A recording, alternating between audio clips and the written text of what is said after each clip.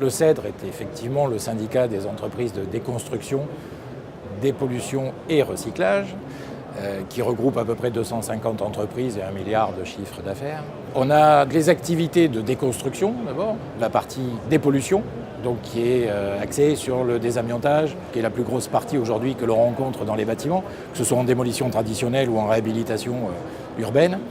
Et ensuite, un gros sujet, le recyclage des matériaux.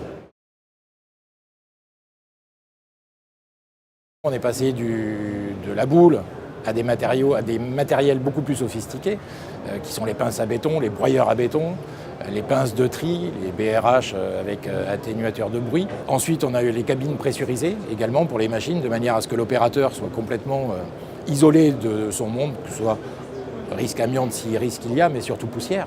Ensuite, on a les outils électriques, quand on est dans des réhabilitations lourdes, ou dans d'autres cas spécifiques d'ailleurs, donc avec des machines silencieuses, électriques, donc pas de pollution, pas de gasoil, moins de bruit possible.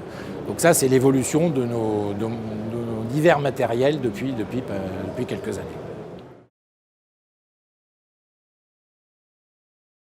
Les contraintes dans la déconstruction sont plutôt de l'ordre urbain, c'est-à-dire dans les métropoles, le bruit, la poussière et l'environnement. Donc aujourd'hui, quelques années auparavant, on pouvait démolir dans un bâtiment, dans un environnement assez vaste. Aujourd'hui, on est dans des environnements exigus, donc on a toutes les contraintes qui sont liées aux gens, aux routes, au bruit, toutes les contraintes que l'on peut voir dans une ville traditionnelle. Et lorsqu'on a un chantier en plein milieu, ça crée quelques nuisances et ça dérange. Pour les gens qui travaillent sur le chantier, c'est les polluants liés à la construction du bâtiment au préalable.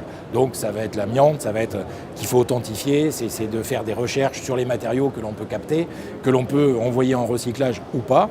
Donc ça génère et ça détermine la capacité de tri sur le chantier. Le principal défi des entreprises de recyclage, c'est de capter un très bon matériau à l'entrée du site. C'est-à-dire d'avoir déjà des matériaux qui soient le mieux triés, le plus triés possible, de manière à avoir le moins de refus. Et ensuite, c'est d'avoir également un bon matériau à la sortie, mais surtout d'avoir le débouché. Et aujourd'hui, il y a quand même un manque certain de débouché du matériau. Le curage, c'est la déconstruction sélective des matériaux de seconde œuvre. On laisse la structure en place, qui peut être démolie d'ailleurs par la suite. Pour le CEDRE, nous travaillons sur la montée en gamme de nos opérateurs par une certification qui sera un certificat de qualification professionnelle de curage que l'on souhaite mettre en place dans le courant de l'année 2019. Celui-ci, je pense, sera acté ou basé en tout cas sur le référentiel que nous sommes en train de mettre en place avec Qualibat, qui sera une qualification curage proprement dite pour ce type de travaux.